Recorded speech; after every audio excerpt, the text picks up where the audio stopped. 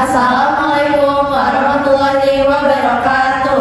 Pergi ke pasar membeli batik. Cakep. Batik dilipat di dalam peti. Cakep. Terlalu kompak tak selamanya baik. Cakep. Itulah grup think yang kita bahas nanti. Selamat pagi semuanya. Perkenalkan, kami dari kelompok 8. Di sini kami akan membahas teori komunikasi grup think. Sebelumnya, izinkan kami memperkenalkan kelompok. Perkenalkan, nama saya Arya Mariana. Perkenalkan, nama saya Kaira Dina Taski. Perkenalkan, nama saya Sharlina.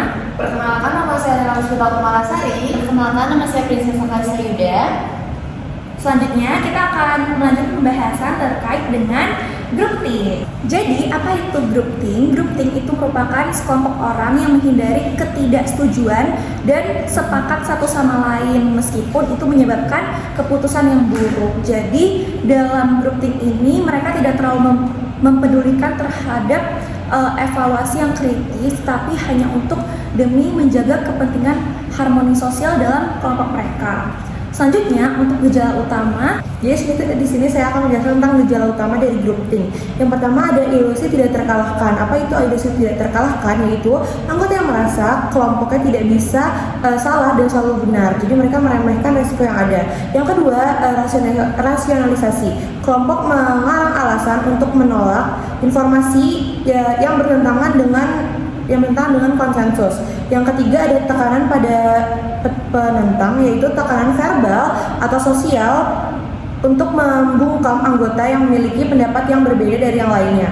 Yang keempat ada sensor diri, yaitu anggota menahan diri untuk tidak menyuarakan keraguan atau kritik agar tidak dianggap tidak loyal gitu. Yang terakhir ada penjaga pikiran, yaitu anggota yang secara sadar atau tidak menyaring informasi negatif agar tidak mengganggu pandangan kelompok lain. selanjutnya kita akan masuk kepada sejarah perkembangan teori grup think yang akan dijelaskan oleh Nilam. Nah, teman-teman, di sini saya akan menjelaskan mengenai sejarah perkembangan teori.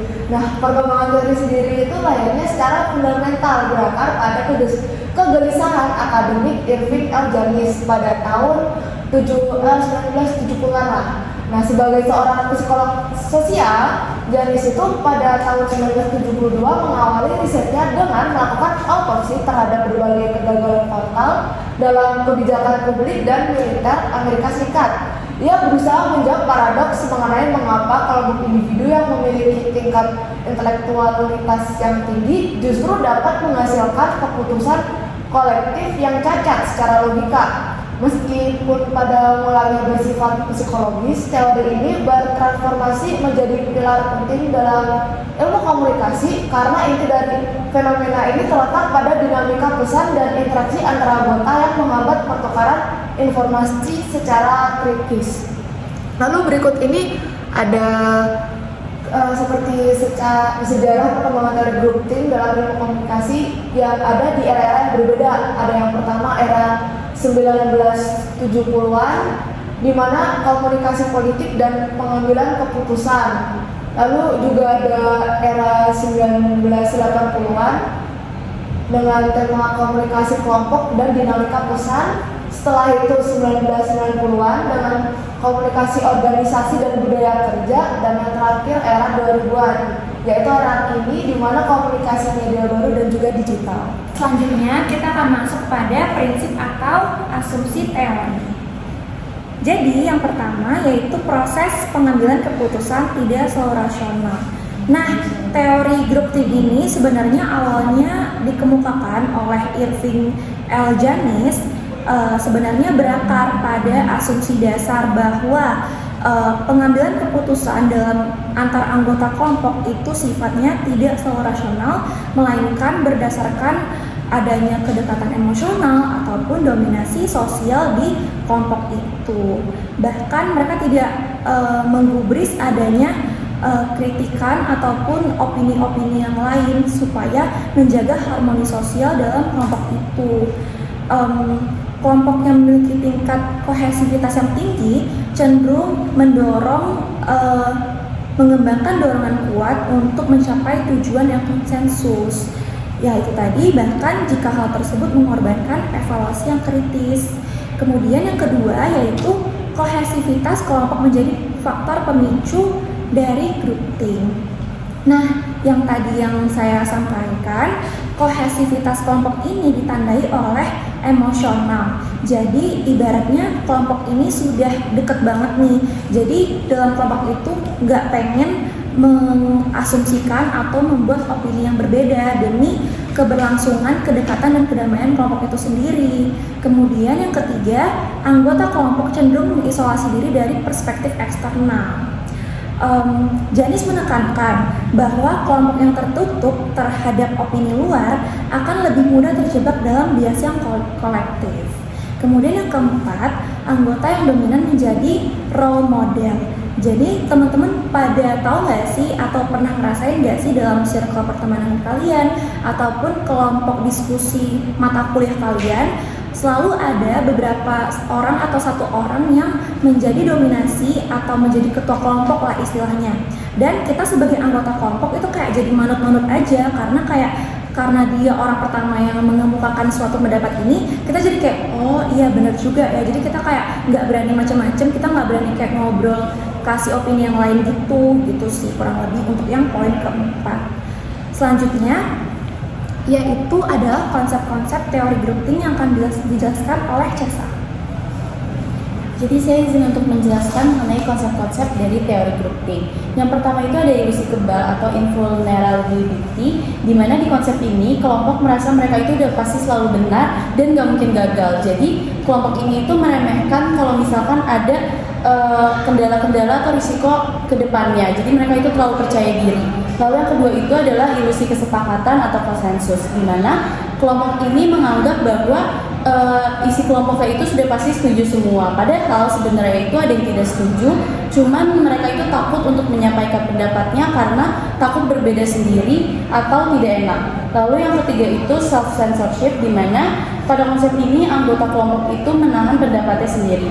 Bukan karena tidak punya ide, tapi karena mereka takut adanya konflik ke depannya dan merasa pendapatnya itu beda sendiri. Lalu yang keempat itu adalah tekanan pada yang berbeda. Jadi jika ada yang menyampaikan suatu pendapat berbeda dari yang lain, mereka itu dipaksa untuk mengikuti pendapat-pendapat mayoritas. Padahal sebenarnya dia itu ingin menguatkan pendapatnya, tapi pada akhirnya dia mengalah dan mengikuti pendapat mayoritas. Lalu yang kelima itu ada mind guards, di mana mind guards ini anggota itu menyaring informasi-informasi, tetapi masalahnya mereka malah menyembunyikan informasi penting yang menjadi keputusan kelompoknya itu selalu dipertanyakan. Lalu yang keenam itu adalah rasionalisasi kolektif, di mana walaupun sudah ada tanda-tanda bahwa keputusan mereka itu salah, tapi kelompok itu tetap mencari alasan dan kebenarannya. Jadi mereka itu cenderung menolak mengakui kesalahan mereka. Lalu yang ketujuh itu ada stereotip terhadap pihak luar, di mana kelompok itu cenderung memandang pihak luar itu tidak paham sama pendapat mereka. Akibatnya kritik dari luar itu sering diabaikan, padahal itu juga bisa menjadi salah satu masukan yang penting.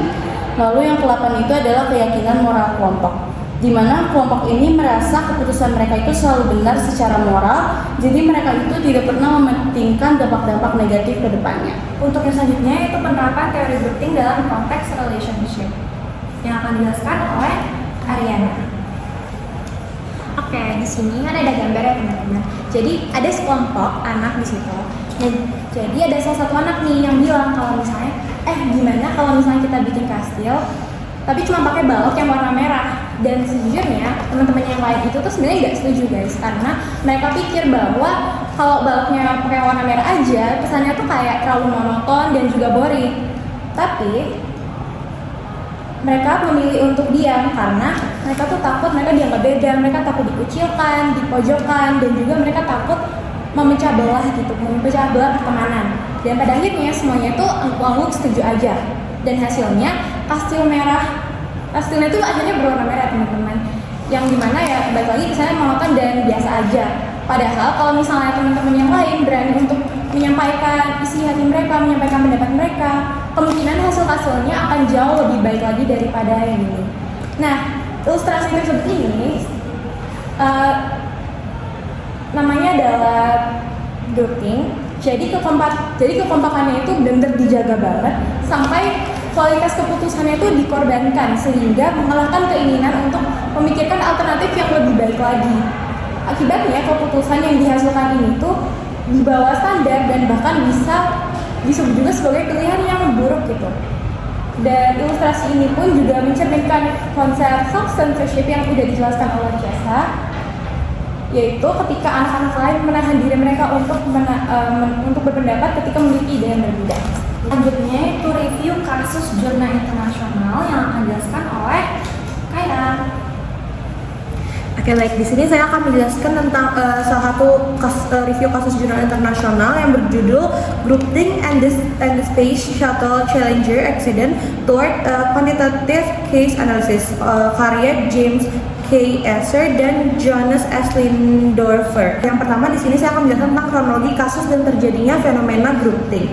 Nah, The Space Shuttle Challenger Disaster atau tragedi Challenger ini terjadi pada tahun 1986, dipicu oleh benturan antara ambisi manajemen NASA dengan peringatan teknis NASA. NASA tuh merasa tertekan oleh jadwal yang padat dan ekspektasi publik untuk membuktikan efisiensi program luar angkasa. Tapi di sisi lain, para insinyur dan Morten Thiokol memperingatkan bahwa suhu ekstrim yang sangat dingin yang pada saat itu terjadi di Florida dapat merusak fungsi O-ring. O-ring itu merupakan segel dari roket tersebut sehingga akan menjadi kaku dan gagal berfungsi dalam suhu dingin tersebut jika tetap dipaksakan untuk meluncur. Jadi fenomena grouping muncul ketika para manajer NASA mengabaikan resiko tersebut demi menjaga jadwal. Dalam rapat krusial, suara kritis para insinyur itu dibungkam melalui tekanan verbal agar mereka setuju dengan keputusan kelompok. Karena suasana yang intimidatif dan adanya isolasi informasi dari tingkat teknis ke tingkat atas, keputusan peluncuran tetap dilakukan. Akibatnya, Challenger tersebut meledak 73 detik setelah lepas landas dan menewaskan seluruh kru yang ada di dalamnya. Berikut ada foto dari ledakan pesawat ulang-alik Challenger, sumbernya itu dari NASA.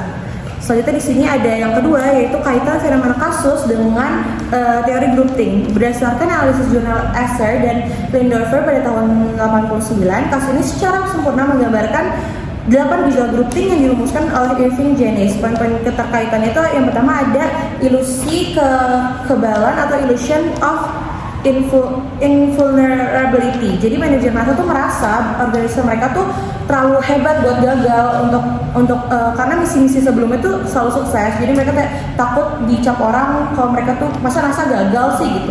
Jadi hal ini membuat mereka mengabaikan resiko cuaca yang ekstrim. Yang kedua, tekanan langsung atau direct pressure. Jadi ada upaya verbal untuk memaksa penentang agar setuju. Jadi manajer memaksa insinyur untuk melepaskan topi insinyurnya dan memakai topi manajemen yang merupakan bentuk pemaksaan agar logika teknis dikalahkan oleh logika organisasi. Yang ketiga ada sensor diri dan ilusi kebulatan suara. Jadi karena adanya atmosfer tekanan, para insinyur yang ragu memilih untuk diam atau tadi self censorship. Keheningan ini dianggap oleh pemimpin sebagai persetujuan. Yang keempat ada penjaga pikiran atau mind guard yang tadi juga sudah dijelaskan oleh Cesa, yaitu beberapa manajer menengah menyaring informasi negatif tentang kerusakan dari O-ring agar tidak sampai ke pimpinan tertinggi NASA, jadi kayak ditutup-tutupin. Lalu sehingga optimisme kelompok tetap terjaga tanpa gangguan data yang bahaya. Di sini ada foto beberapa kru yang meninggal di kejadian tersebut. Berikut adalah daftar pustaka dari hasil penyelusuran tentang grouping. Sebelum kami menyelesaikan presentasi kami pada hari ini, kami akan menampilkan role play. Capek banget gak sih? Ayo makan. Yuk, makan apa? Mau makan di mana? Ikut aja sih, enggak sih? Makan gacoan. Ayo, senang banget sih makan gacoan itu nggak sehat tau buat kalian. Gimana sih yang lain aja deh? Aku bebas sih, aku terserah. Tapi kan gacoan enak cepet loh, dia kayak langsung jadi. Yes. Aku setuju sih, soalnya di sini kita ada kelas lain. Iya lah, biar cepet aja biar tempat. Ya udah. Emang kenapa kamu nggak mau? Nggak apa-apa, sebenarnya nggak apa-apa deh, aku ikut aja. Tapi berarti gacoan nih. Gacoan aja ya. Gacoan aja ya.